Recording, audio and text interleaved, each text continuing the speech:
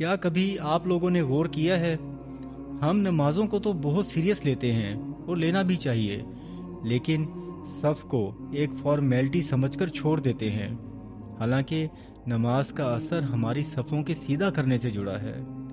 قرآن ہمیں ایک پرنسپل دیتا ہے، اللہ کو وہ لوگ پسند ہیں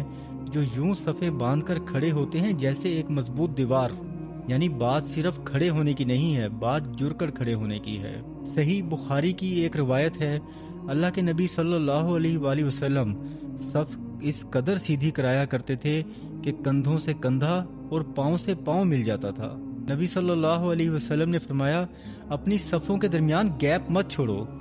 ورنہ وہاں سے شیطان داخل ہوتا ہے، اور مسئلہ صرف شیطان کا نہیں ہے، ہمارے دلوں کا ہے۔ فرمان نبی صلی اللہ علیہ وسلم ہے، اگر تم نے اپنی صفوں کو برابر نہ رکھا تو اللہ تمہارے دلوں میں اختلاف ڈال دے گا، یعنی صفوں کو سیدھا نہ کرنا یہ دلوں کے بکھرنے کا مسئلہ بن جاتا ہے۔ صفوں کو سیدھا کرنا یہ کوئی ایک ایکسٹرا کام نہیں ہے، یہ نماز کی روح کا حصہ ہے۔